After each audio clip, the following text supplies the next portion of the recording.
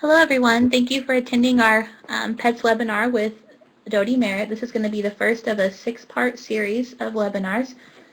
Just a few things before we get started. There's a few questions there for you to answer the polls. Also, the handouts are available. You can click at the bottom of the screen where it says Dudley PETS Webinar 2013 handouts, and those will be available for the entire webinar. We will be having the next webinar in the series on August 28th, and that you can sign up for that under the web links heading or at our website under professional development. If you click on webinars, you can register through there as well. And I think that's it, so we're going to go ahead and get started.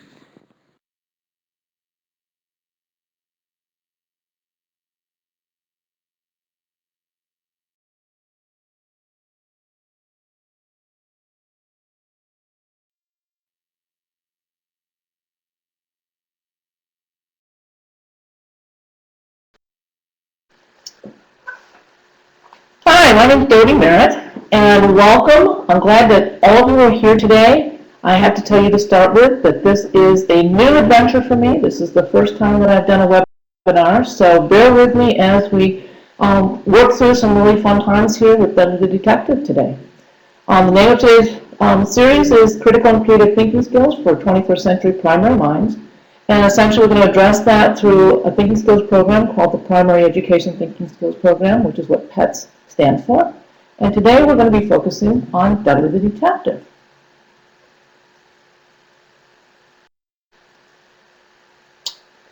Research shows that if students are not made aware of what thinking processes they are using and the way the processes are being used, they cannot deliberately repeat the process or anticipate the results. Students are empowered when they know which skill to use and what to expect from that use. And with that in mind, I collaborated with 3 other elementary school teachers to develop what has become known, as I said, as the Primary Education Thinking Skills Program. Now, I noticed from one of the polls already that many of you are familiar with these materials. There's level 1, which is the red book, level 2, the green book, level 3, the blue book, and then there's kindergarten paths. The new updated editions have CDs that go with them, so those of you that don't want to reinvent the wheel, if you are not familiar with these materials yet, those CDs, you can print anything off that you want. And also, there is, whoops, let's see if I can get this to work, there we go. There's also for the primary thinking skills level 1, for PETS 1, there is actually a Spanish edition. All the materials are in Spanish on a CD. So those of you that have little classrooms, this may be of interest to you. All right. As we go through some of the activities today, you'll notice that there will be numbers in the lower corners, and if they're in red, and I'll point that out to you later, that means it's on a page in the red book. If it's green, it's in the green book. If it's blue, it's in the blue book. Okay. Now, one of the things I know that I noticed that there are questions coming up. We have an echo. I will do my best to maybe talk a little more slowly. I will watch the question. If there's something to address immediately, I will do that. Many questions I may wait until the end. Is this getting any better in terms of sound? Let me know. Caitlin says no. Well, okay, Emily. What do you want to, can we get closer to the mic? I can try. Is that getting any better? Problem is then I can't see anything because I'm farsighted. How are we doing? Mute that and use this one. I'll try to mute one and start another device. Hold on. Okay. All right, how does this sound? Is this better?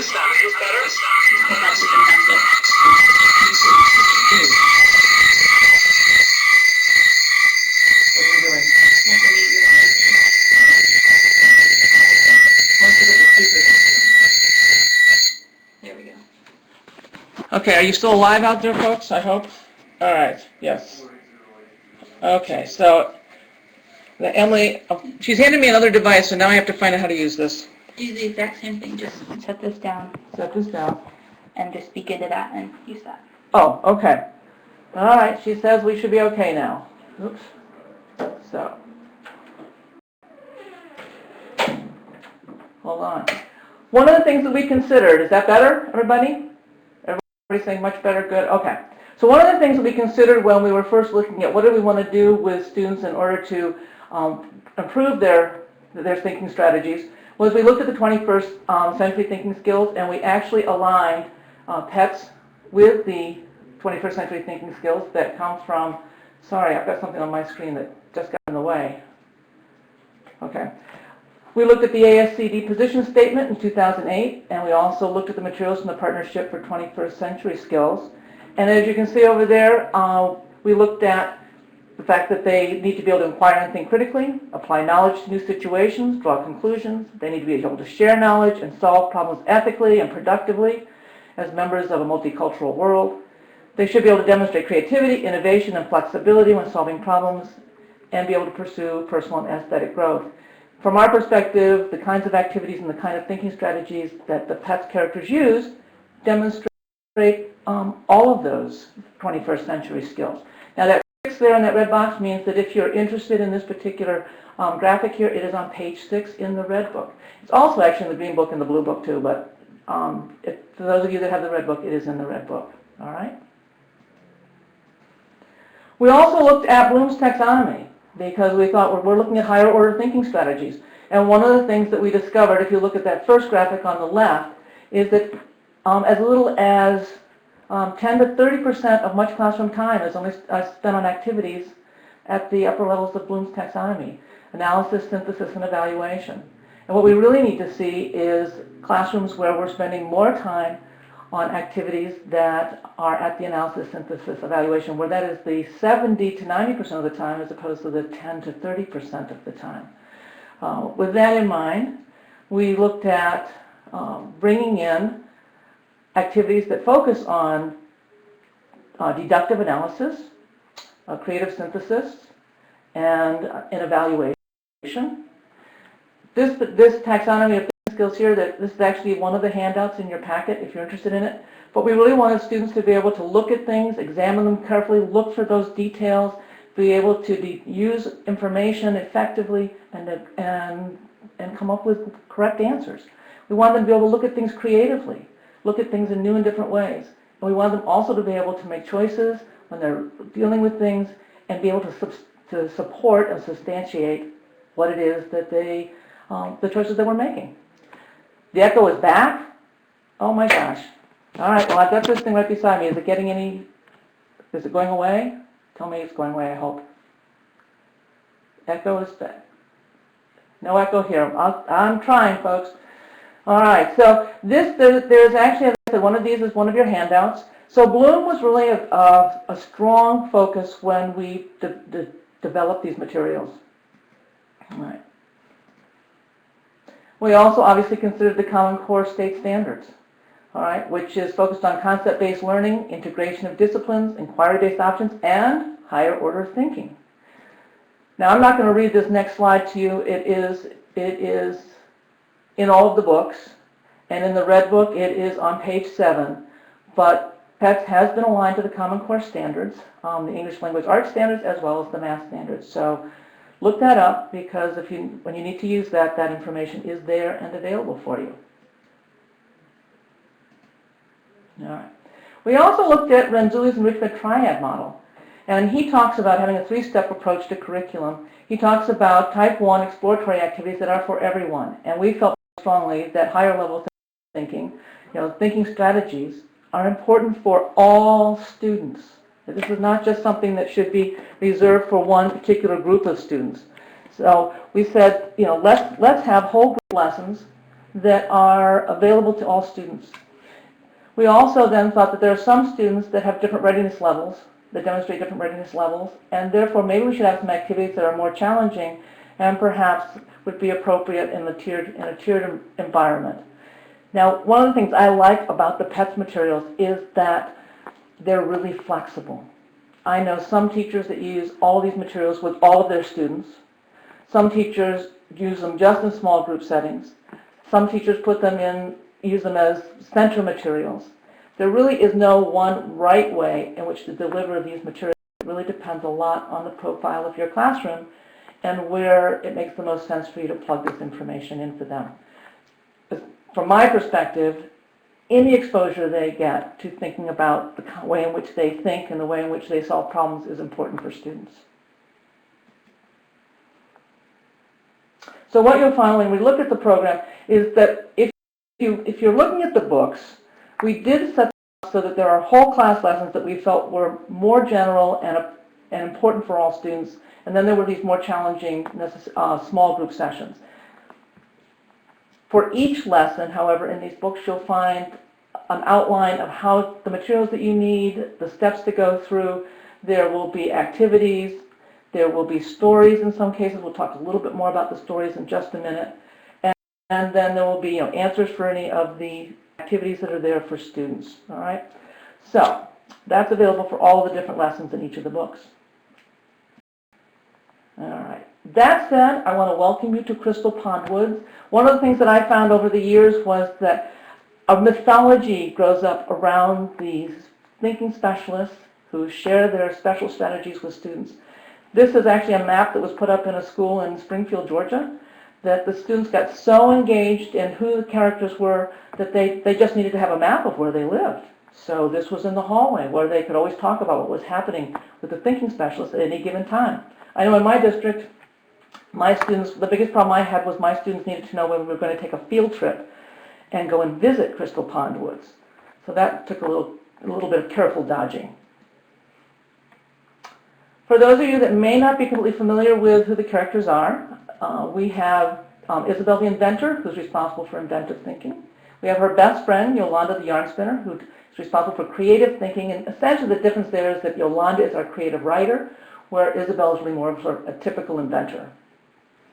We have Dudley the Detective, who focuses on deductive logic. His best friend, Sybil the Scientist, her analytic thinking strategies help him a lot with the kinds of clues he needs to solve problems. We have Max the Magician, who is our visual-spatial thinker. And then we have Jordan the Judge, who is our evaluative thinker. And actually, Yolanda and Isabel become our divergent thinkers at level 2. That's how we talk about them. At level 2, we talk about Dudley and Sybil being our convergent thinkers. Max is just our visual-spatial thinker all through. And again, we bring in the term evaluative thinking for Jordan at level 2 and level 3.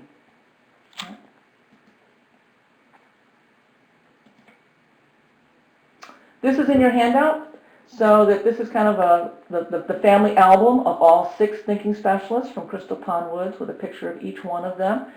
Something you can share with students if you don't want to give them like a piece of paper for each one of them. Now I know that with my students, every time I introduced a new character, they got a special coloring page for them with some just basic information, and they would collect those or do whatever they wanted with them, but I would give them a single one.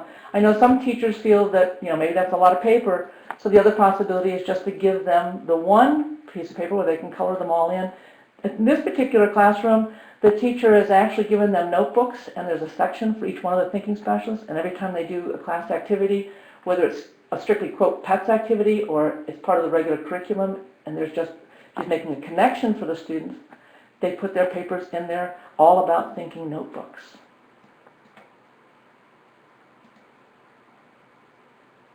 Pets can also be used as an identification tool. Many teachers are always looking for ways in which to collect information about different kinds of behaviors that students are demonstrating. In this case, there are behavioral checklists that are available for each one of the thinking specialists. They're 2-page checklists. One page has certain characteristics that you might want to look for, and the other page is actually is annotated for you, so that if you're wondering what kinds of things are meant by a certain cell, it gives you some more information. But the idea is to keep track of students that are demonstrating certain behaviors so that you can build behavioral portfolios on these students. Sometimes when you're going into those team meetings, you know that you have a feeling about the way in which a student is acting, and how do you sort of share that accountability. Well, these kind of checklists can help with that. Now, since we're talking today about Dudley the Detective, thinking like a detective means that they grasp the concepts quickly, they can see the interrelationships of clues, they can draw relationships between the lesson and outside information, they can defer judgment. Some of them can see the answers intuitively without the intermediate steps, but generally speaking, because Dudley is a pretty concrete sequential, these are the clues that are going to lead them to the one right answer, That intuitiveness is not something that we're always looking for, although it's certainly a part of the way some students deal with information. That thinking like a detective means that they're going to be tenacious in their approach, they're going to work diligently to the end, and that they can retain information from previous lessons. So these are the kinds of behaviors that would be on the checklist, and this is what we would hope that as they become better and better, quote, detectives, that these are the kinds of thinking strategies that they would be able to demonstrate. Now this is one slide that just doesn't seem to do what it's supposed to do in the right order, but there we go. Here's Dudley the Detective, all right, and he uses clues to find the one and only one right answer. Oops. All right. Now, when we introduce a character, or when I introduce a character, I always start with a story. And you do have a copy of Dudley's story in the handout packet. But Dudley the Detective wakes up one morning, and he is getting ready to go out and solve some mysteries. He doesn't have anything in particular in mind on this particular day, but he decides to put together, get all dressed the way a detective does, and he's putting on his trench coat, and he's getting his magnifying glass to help him look at things carefully. And he suddenly discovers that his badge is missing, his very special gold badge that he got when he went to detective school. Now, embedded into this story are the important strategies that we want, that a good detective would consider before solving a mystery, and they are the thinking skill strategies that we want students to embed into themselves, integrate into their own thinking as they have to problem solve certain kinds of issues that they face in their lives. So this is like an instructional story. It's not just meant as entertainment. It's very clear through this story what is expected when you are a good detective. And certainly the first thing he has to do is look for clues. Where is his badge? And he looks all over the place for clues. And then he has to begin to read what the clues tell him. What does he collect? What is he learning from those clues? And then once he knows what the clues say to him, then he actually has to think about those clues and put them together. And hopefully by the end of the day, he'll be able to say, I've got it, and he'll be able to figure out where, in fact, his badge has gone.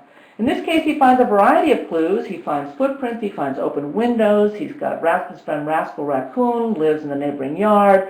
The window's open to his room, to his house. He goes out in the yard, he looks all around.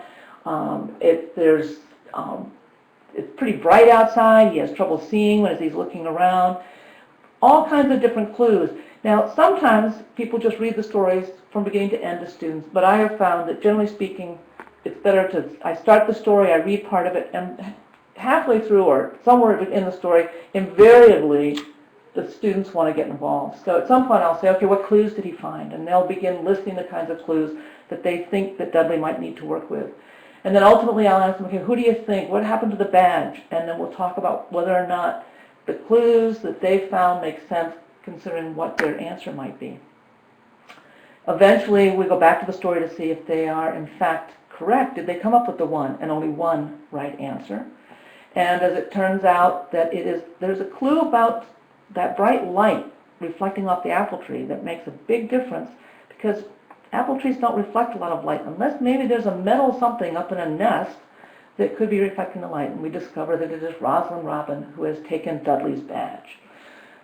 What that points out to students is that it's really important that Dudley didn't jump to the first conclusion and go storming over to his friend Rascal Raccoon's house and say, where's my badge?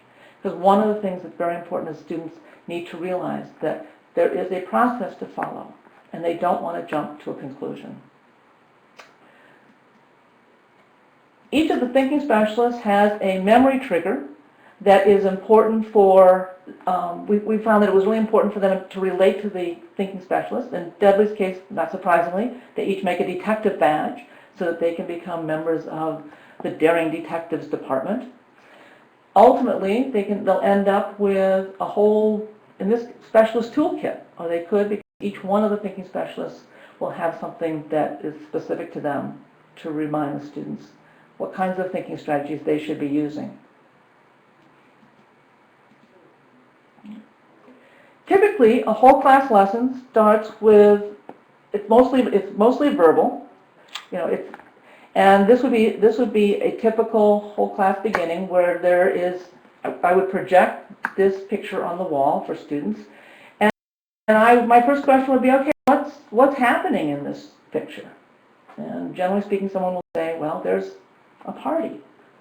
And I would then ask them, well, how do you know there's a party?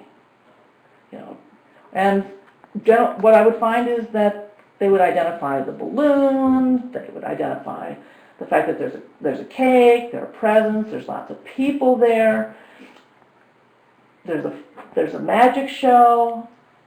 Interestingly enough, I often find myself saying, and what else? And they keep going back over the pictures, and eventually I might say, well, you know what, if you look up at the top, what does it say? Oh, there's a party in the woods. So any of those things, any of those clues is information that the students can use. Once I've asked them if we've identified there's a party going on in the woods, I usually say, well, you know, there's somebody at the party whose name is Bill. Can you tell me who Bill is? And after some looking around, somebody usually will say, well, you know what, there is someone up there who's, let me get my, all right. There's somebody who has 2 L's on his shirt, so that must be Bill. That is correct. That is Bill. And then this is Dudley.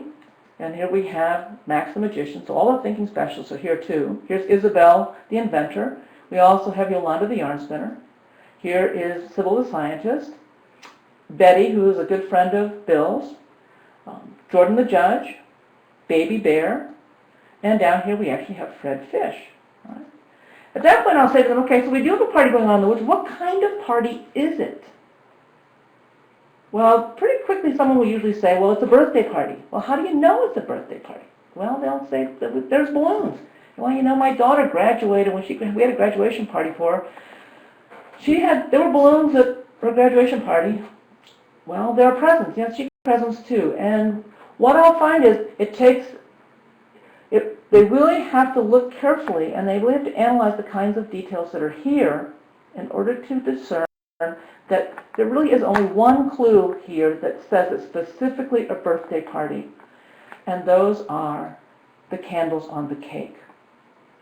Everything else that's going on here could have happened at any other party.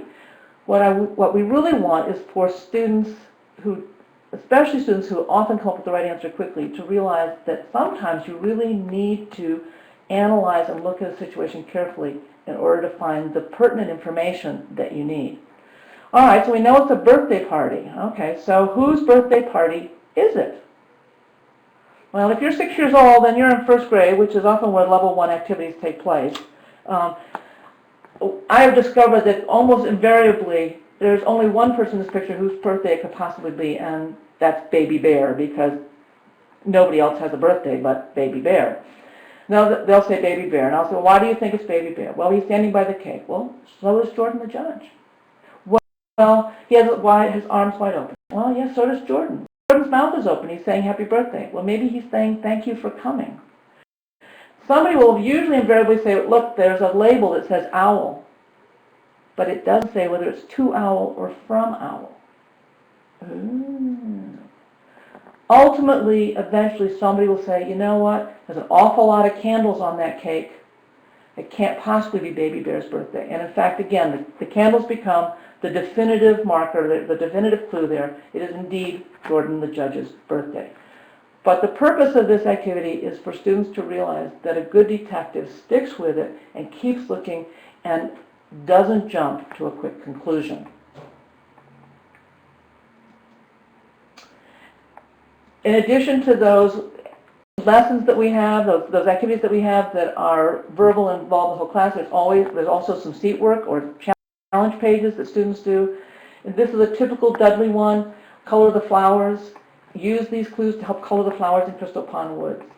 And the students have to read through these and determine which of this information is pertinent, which is something they can use, what can they use, in which order. You know, the biggest flower is yellow. That's pretty obvious. So this one right here, this one's going to be yellow. The blue flower is not on the end. Well, we still have a couple of possibilities. In fact, you may have to jump down to number 5 that says the smallest flower is red. That one we can do. Then maybe we want to jump up to number 3. The orange flower is between the yellow one and the blue one. Then we can go over here. We can do this one for blue. And we've got this one over here as being purple. All right. So this kind of deductive logic is very typical of a Dudley activity.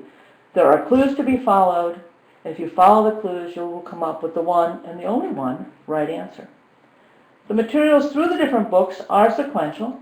So at level 2, students are introduced to logic elimination grids. We're not going to talk about those right now because time is of an essence, and I really want to focus on a couple of other things at level 1.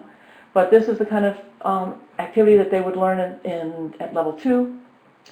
The story that goes with this particular lesson goes through all of the things they need to know in order to, why did that just change? Oops, my picture just changed. Everything that they would need in order to fill out one of these logic elimination grids. What do the X's mean? What do the O's mean? How do we come up with the one and only one right answer when it doesn't appear that there's enough information to start with? All right. Now, one of the things that I think is most important for students to realize is this sort of process right here, which is, to me, the essence of Dudley's whole approach to problem solving. All the thinking specialists have a problem to solve.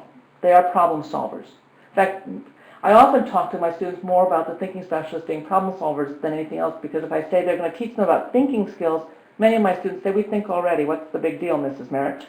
Well, so I talk about being problem solvers. And their strategies are strategies that could be really helpful to you. All the problem solvers, all 6 of them, always start with something that they have to solve. Now, in Dudley's case, he's always going to be looking for the one and only one right answer. This graphic, by the way, is not in any of the books, so keep that in mind if you're taking any notes. How does a good detective get from the problem to the one right answer? Well, he's going to use clues. There are 3 specific steps. This is talked about in the story. There are 3 specific steps that a good detective follows. Now, often if I'm doing this with students, I'll have this on the board, and then what I will do is they will have to tell me what words actually go in. What are the 3 steps that a good detective goes through in order to find the one right answer? But for today's purposes, I'm just going to give you those. The first thing they have to do is find the clues. Not just look for the clues, they have to find them. They could look all day, but they have to find them. 2, this is critical, and this is the step they always skip. Once you've found the clues, before you can do anything else, you have to read them. How often do kids say they know where the directions are? That's a clue. They found them. Did they read them? No. Once you've read the clues, then you can do all of those things that thinking entails. Organizing, analyzing, relating, all of those things that we think of when we're trying to solve a problem and fall under think can only happen after they've read the clues. Now, I do often have someone who will say, well, Mrs. Merritt, what if there's no word to read? And I'll usually put quotation marks around read and say there are different ways we read things. There's body language, there are machines, but essentially we have to extract that information, that data, before we can do anything with it. And I used to say, what's the one thing that a good detective does? And since the kids generally say, don't give up, that I have to say, oh, there is one other thing. And importantly, what I want them to remember is that a good detective never, ever jumps to conclusions. Because if you do jump to a conclusion, it's really just a guess. And it may be a lucky guess. Sometimes you may, hit the nail on the head. But in order to make sure that you end up with the correct one right answer, that's a little redundant, sorry, you do need to go through those steps. Find the clues, read the clues, and think about all those clues. At level 3, in the blue book, we do have these posters that highlight the different thinking strategies that the thinking specialists have to go through in order to find their way through, to great convergent thinking. Find the clues, read the clues, and then the last 3 are think about, and I have included this in your handouts for you this time. So you may want to post this in your classroom as your students become familiar with those 3 steps. Now, in this picture here, you see that we also have Sybil the Scientist, and she is Dudley's best friend. She's our analytical thinker. And when we get together next time, we will focus on Sybil the Scientist and her strengths as she supports Dudley in all the kinds of activities that he is pursuing. Remember that metacognition, thinking about thinking, rules. All right. And, oops. keep going here. We are coming up to a question time. I think that is our 30 minutes right there. And so now, I think most of the things that I see here so far have to do with just, have to do with the audio. So are there any other questions? All right. Okay, I see students in grades 1 through 4. I don't want to purchase all the books. Whoops. Oops. There's a timer that's done. Sorry. Okay, I think it's stopped now. Okay, sorry. How do I turn this thing off? Slide to stop the timer. Sorry. Sorry, Kelly. I really like the red book in that there are 6 units. There's a unit for each character, and it introduces each character very independently and clearly. When I first started presenting this program to students in essentially as first grade through third grade, I used the level 1, the red book, for all of those students because the third graders had no background. I did find that some of the early deductive logic problems, like color the flowers, was a little simple for the third graders. And so I generally pulled from other resources I had because there's lots of logic books that are out there on the market. You probably have, a classroom full of them yourselves. So you could use the red book.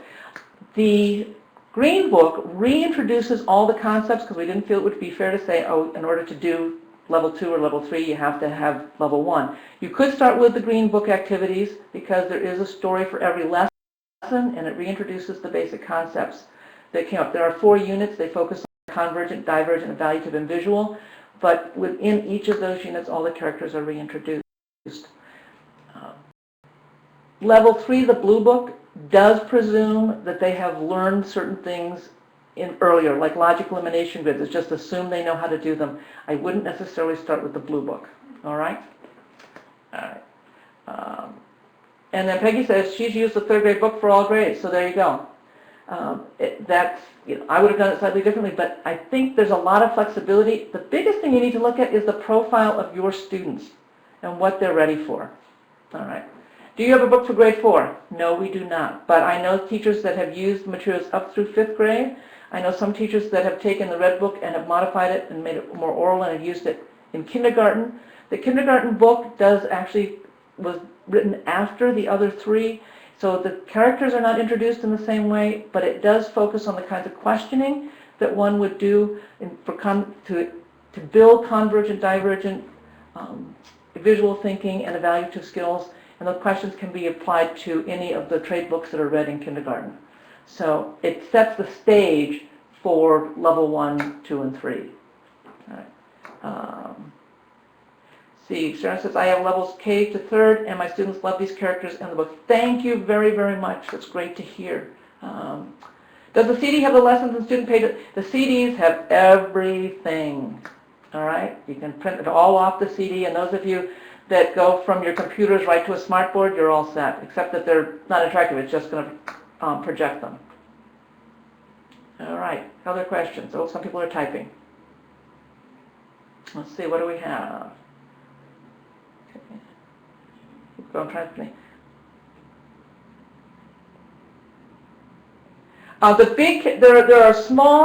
There are the small pictures of the characters. I mean, there's not big posters. I mean, there's not like 12 by 24 inch posters, but the characters are in there.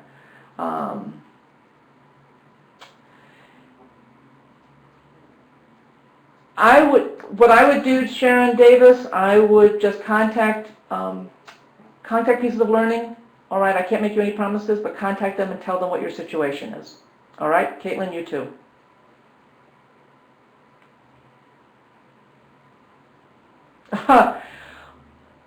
Julie writes that she has an issue with the prep work for some of the lessons. All right, how to simplify.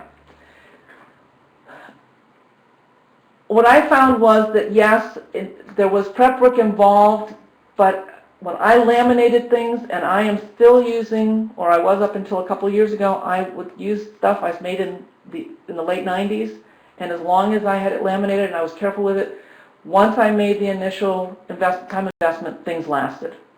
That's the best I can say on that. Either that or look at what the basic concept is. I mean, read what the lesson is. Many teachers will look at that and say, you know what, I know what they're getting at, I can do this differently. Here's one of my favorite stories. This one has to do with actually, it comes later with Isabel the Inventor, but as we know, Isabel the Inventor uses brain focals to help her look at things in new and different ways. Many of you may be familiar with that. Those of you who don't know Isabel, in a couple of months we'll be talking about Isabel. At any rate, she wears brain focals, and making brain focals can be time-consuming. We will talk later about some ways of simplifying this, but one of the best ways I ever heard was a teacher who said to me, I don't have time to make brain focals or all the parts. So she said, I come in with a bag of special magic dust that Isabel gave me, and I go around and I sprinkle this on their hands. When they rub their hands together, then that activates the powder, and then they can hold their hands up and make little tubes to their eyes, kind of like they're looking through little eyeglasses, and that they work the same. Of course, I, being linear, wrote back and said, oh, because I'm thinking there's glitter all over the classroom, right? I wrote back to her and I said, what's in the bag? And this teacher wrote back and said, oh, it is so magic that it's invisible. Nothing at all in the bag. But she has kids rubbing their hands to reactivate that stuff and looking through their hands anywhere during the school day, anywhere in the school, and it works just fine. All right, let me see. If you want the stories to be poster size, blow them up on your copy machine. All right, kindergarten teacher and I are using your books.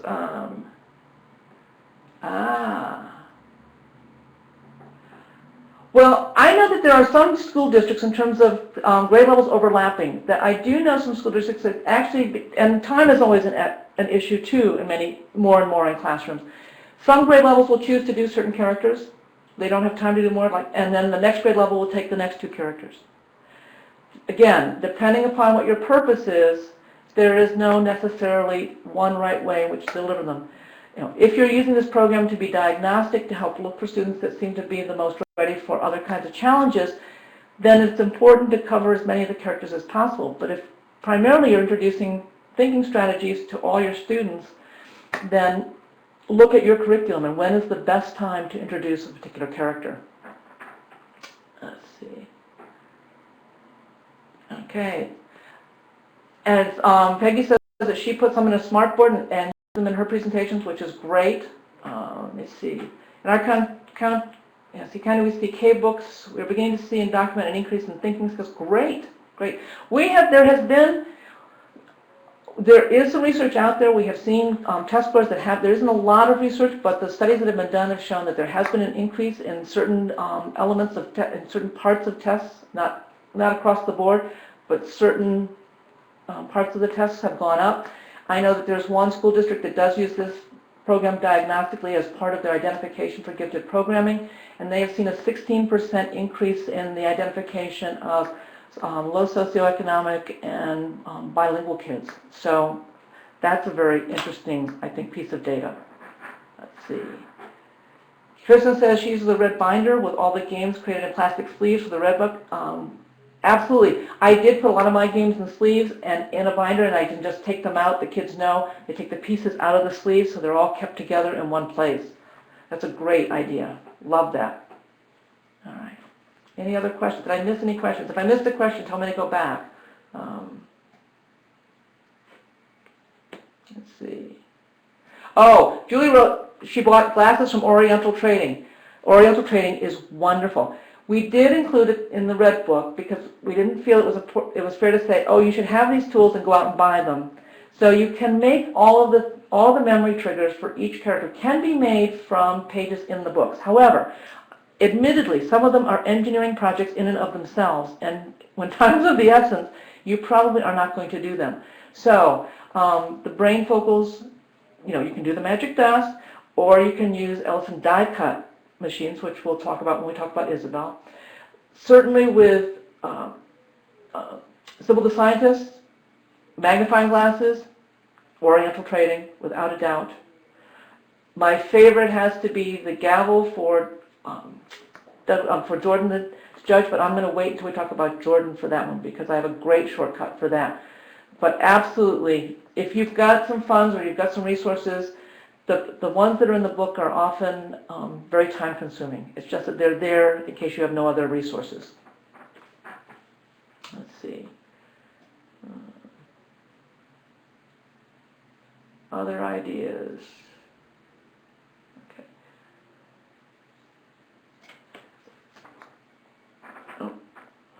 Okay, there are some people typing, so let's see what's coming up here.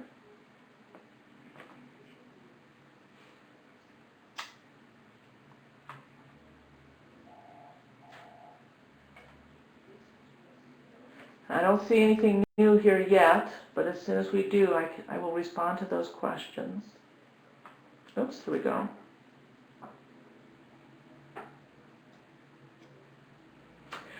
We've considered making products to sell, but unfortunately most of us, until just recently I was in the classroom myself, and so making of some of those things was hard, was not something that we could actually do. We did at one point actually look into puppets for the characters, and we found that it would be exceedingly expensive and probably far above and beyond any classroom teacher's budget or even a school budget to buy puppets. So we did look into that. Oh, how long should I allow for a lesson? The book says 30 minutes because I had teachers who, my colleagues said that's as much time as you can buy back as 30 minutes. I always try to take at least 45 minutes for the lessons. A lot depends on how you're delivering it. In my district, I was often a teacher. I was a resource teacher, so I went in and out of classrooms delivering this information. I know teachers that are embedding this more into their classroom curriculum are doing it often in a way that they look at what am I going to be doing soon, which character needs to be introduced, and it becomes a part of, they might spend 30 minutes on a lesson, but it's a specific skill that they want the students then to apply to whatever the curriculum is that's coming up. At this point, I guess I should add, as much fun as this can be as a standalone program, the most important thing I can say is make sure that the students understand that the strategies they're learning, the strategies which they are learning from these thinking specialists are strategies they need to apply to the work they're doing in school every single day. It's fun, it's nice, but you're not going to get the biggest bang for your buck here if you don't make a connection. So there was a New Hampshire teacher who, just before she did her fall unit on apples and knew that they were going to be looking at apples, introduced Sybil the Scientist so that every time they looked at an apple and they were going to analyze it, she could say, okay, now what does a scientist do? What are the scientist's strategies when they're looking at something? So she very clearly had them see, they knew what a scientist did, then they would know what kinds of skills they should bring to the task at hand. So make sure that you're doing that as much as possible, in which case it becomes a little part of every day. Which of the thinking specialists would have been a big help here? Why? So think about it that way as well. If you don't have a lot of time, break the lessons down. All right? On the YouTube videos, if you look at the kindergarten book has books that are aligned very definitely with each of the divergent, convergent, evaluative, and visual areas. There are lists of books in the yellow kindergarten book. All right. Oh, that's great, Tracy. She's making the brain focals with, like an A-OK sign on with your hands. All right. And notice what Elaine says. If the students make them, they take ownership for them. Many of them will keep and make those things last all year, which is wonderful. All right. Now, these are great ideas. This is wonderful. We actually, there is a PETS website that has been started. We used to have a newsletter, the Crystal Clarion, those of you who may have been with us for a long time. Now what we've actually started is a PETS website, and there's a blog there, and there's a question and answer page, and I hope that it'll be a place where, again, questions and answers can be addressed. Also, that ideas can be shared, because one of the things that I've found as I've traveled the country, with this program, is that you guys are coming up with just the best ways of improving on and adding to, what we started, and being able to share that information, I think, is critical. So, absolutely. And for those of you that like the Crystal Clarion when it existed, the only reason it went on hiatus was because people stopped sharing ideas. So as long as you have ideas to share, we will find a venue for them to be shared. All right. Oh, that's great, Kristen. That's wonderful. Kristen, is writing that, her kids remember. Absolutely. I've had kids graduating from high school who said to me, as I've gone to their graduation parties, so how's Jordan doing these days? I mean, I really acted like these guys were my best friends, and they lived in Crystal Pond Woods, and I had just talked to them before I got there in the morning. So the kids really thought that there was some sort of reality factor to these guys. The PETS website, is it,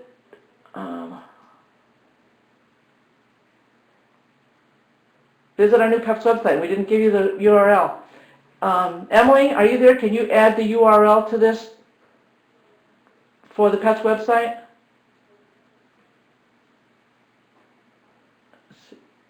Oh, there it is. She did it already. Okay. How do you handle when the kids cry from frustration during the lessons? Wow. Well, in all honesty, I haven't actually had that happen.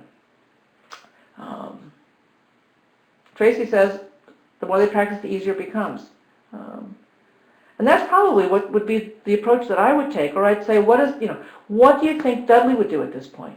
All right, do you think Dudley gets frustrated sometimes? Do you think he always finds the right answer right away? And I think I may take it from that perspective that, sometimes he doesn't always know right away. So what do you think he would do? And try to get them to relate to the character, the first graders. And sometimes with some of the activities that I've done, it can be sort of open-ended. Do the best you can right now. What makes sense to do at this point, and don't worry about it. I try not to make it so that they feel that this is, like not going on the report card. It's not necessarily getting graded. It's something that I want to share with them because I just think it's so important, and these thinking specialists are just some of my best friends, and we want to share it with them.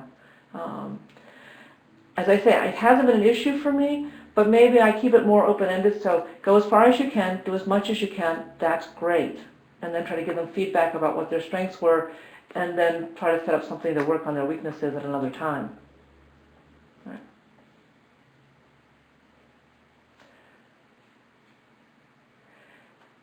There are 6 different thinking strategies here, and that some kids may shut down on some of them at different times is probably natural. I know there are some things that I don't like to do, but there are a lot of different activities, and as they come back, they may find that that's the one that appeals, and that they will re-enter, re-engage with a different type of thinking strategy. So not all kids are going to love every single thinking strategy because we all have different approaches. We all have different thinking profiles ourselves.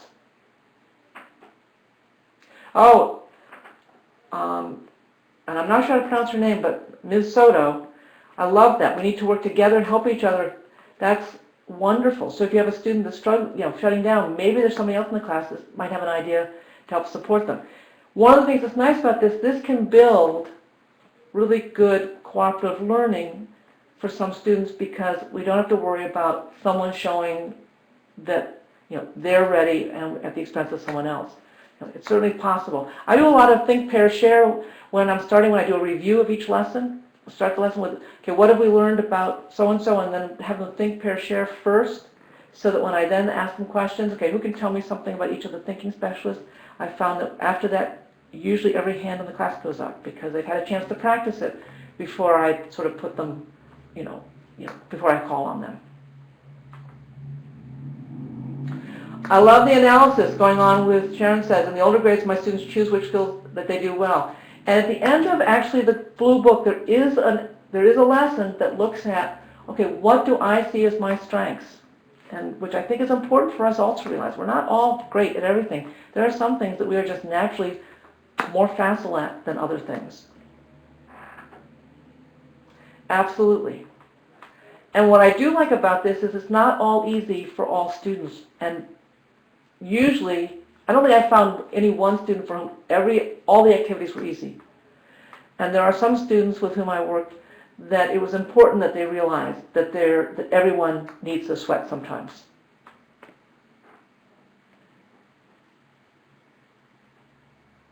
Let's see.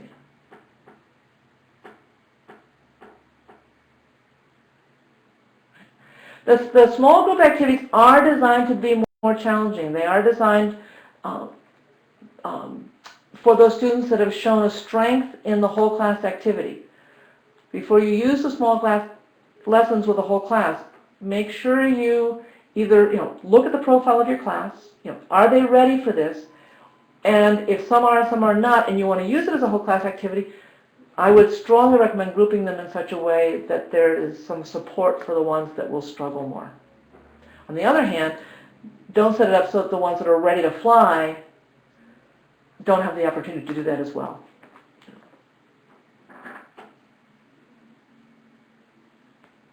Let's see, I found we focus on a character for more than a week.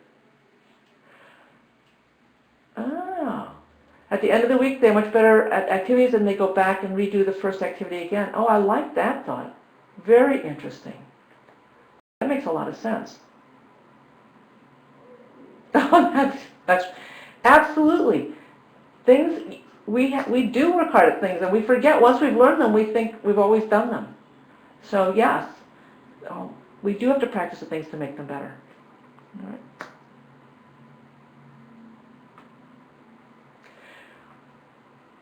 When I was delivering this program in my school districts, I had a class time a week in each classroom. So I went into every first, second, and third grade classroom once a week.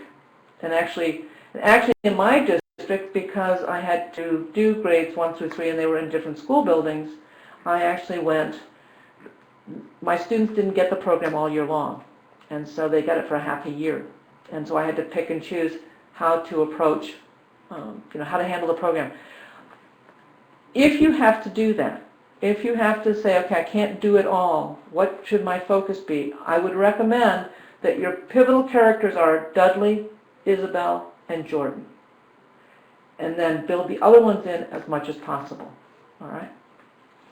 And then I went in once a week, and the challenge pages, the classroom teachers were responsible for finding a time when the students could do the challenge pages.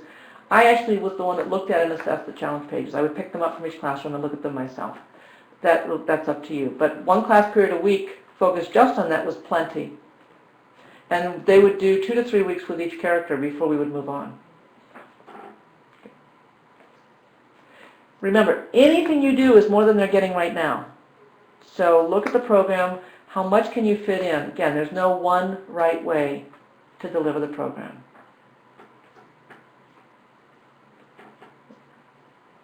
Oops. Let's see. That's great. One area teacher says here, develop a live binder with a tab for each character, links to the games. That's fabulous. Just fabulous. That's great. So I'm going to give you, let's see, about a 3-minute warning here. So in 3 minutes, I'm going to sign off, all right?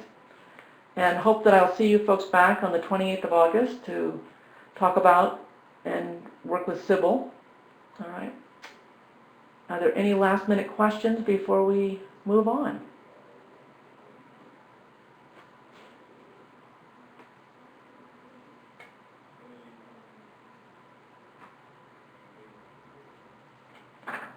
Actually, there's a final screen. I can't see.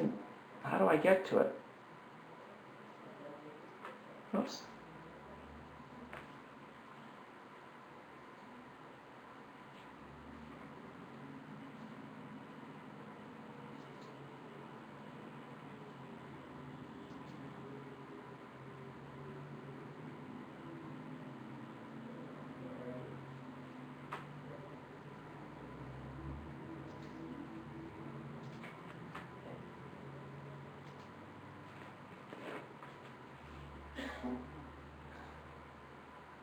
Yes, this will be archived and you can go on to the Piece of Learning website and you can view this at another time. Absolutely. You're more than welcome, everybody. Thanks so much for being here. This has been great. All right.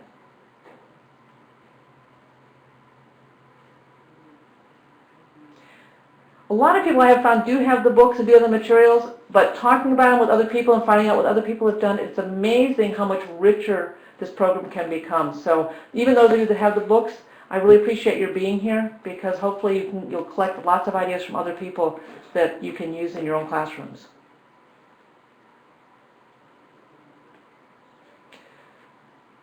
I think there was something, Emily, where do they have to go to sign up for the next webinar? Okay.